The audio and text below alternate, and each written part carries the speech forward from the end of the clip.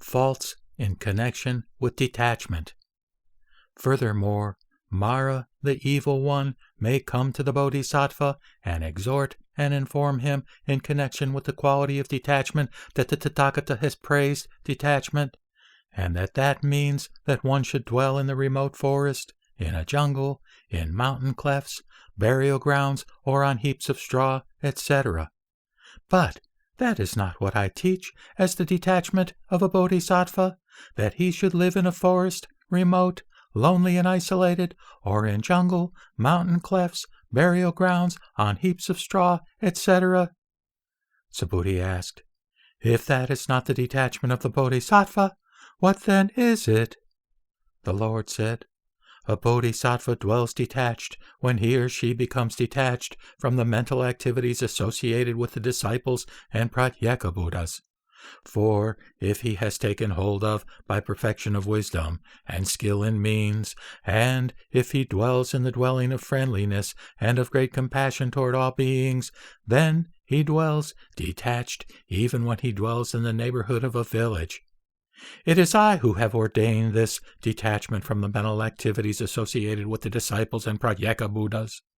A bodhisattva dwells detached if he passes day and night dwelling in this detachment. If a bodhisattva dwells in this dwelling while he lives in remote dwelling places, in the remote forest, in the jungle, in mountain clefts or burial grounds, then he dwells detached.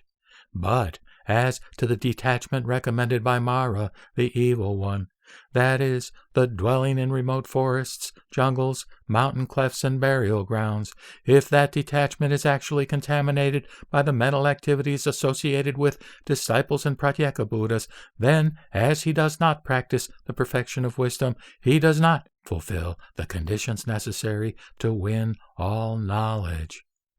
He dwells in a contaminated dwelling, in a mental activity which is not quite pure, and in consequence his deeds of body, voice, and mind cannot be quite pure. In consequence of that, he despises other bodhisattvas who dwell in villages, but who are uncontaminated by mental activities associated with disciples and pratyeka Buddhas, who dwell in the dwelling of wisdom with its many devices and with its great compassion.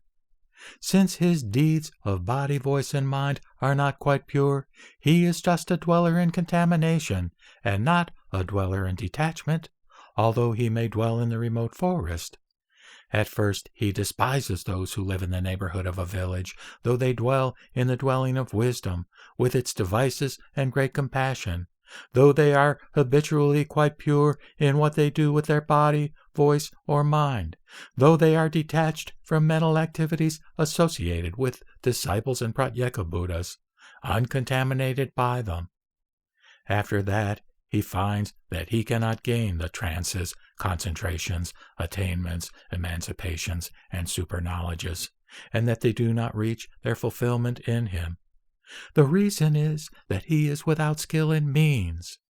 Even though a bodhisattva may dwell in deserted forests hundreds of miles wide, with no other company than beasts of prey, antelopes, flocks of birds, uninfested even by the smaller wild animals, by yakshas and rakshasas, and untroubled by the fear of robbers, and even though he may settle there for 1 year, or for 100 years, or even for hundreds of thousands of nayutas of kotis of years, or for more than that, if he does not know the detachment which I have explained, and through which a bodhisattva dwells as one who has set out with earnest intention, who has achieved earnest intention, then even one completely devoted to life in the remote forest fails to gladden my heart, if he does not know this detachment.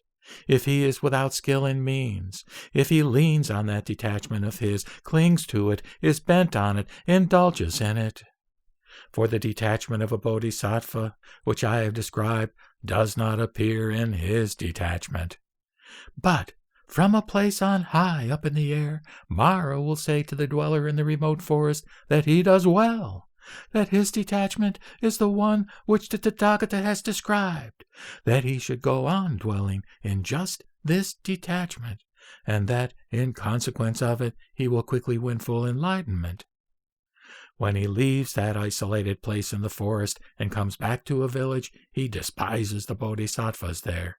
Monks who are well behaved, chaste, lovely in character, uncontaminated by mental activities associated with disciples and pratyeka Buddhas, and living lives quite pure in body, voice, and mind.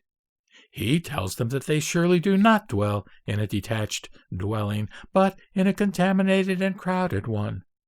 Those bodhisattvas there who dwell in a detached dwelling, he warns against contaminated and crowded dwellings.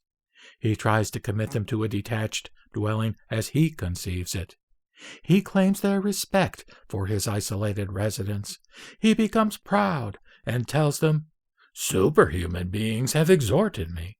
Superhuman beings have come to inform me. This isolated place in the forest, Subhuti, is the dwelling in which I dwell. What dweller in a village has ever been exhorted and informed by superhuman beings?" In this kind of way, he despises the persons who belong to the vehicle of the bodhisattva. He should be known as a Kandala of a bodhisattva, a defamer of bodhisattvas, as a mere fake of a bodhisattva, as a counterfeit bodhisattva, as filth of a bodhisattva, as a robber in the guise of a shramana, a robber of persons belonging to the vehicle of the bodhisattvas, a robber of the world with its gods. Such a one should surely not be tended, loved, or honored, for such persons have fallen into conceit. They will even succeed in corrupting other kindred spirits, weaklings who have but recently set out in the vehicle. They should be regarded as impure by nature, as devoid of proper teachers, devoid of the qualities of holiness. But a bodhisattva should not tend such persons, nor love or honor them, if he is one who has neither abandoned all beings, nor all knowledge, nor full enlightenment, if he wants earnestly to win full enlightenment and to bring about the weal of all beings.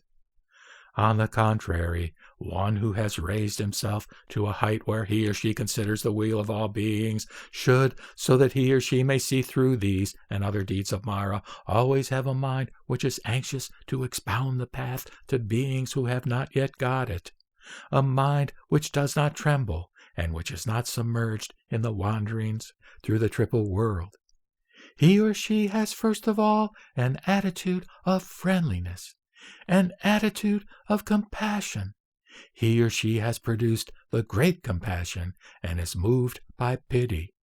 He or she has a thought of joy in sympathy with the beings who progress in the right direction.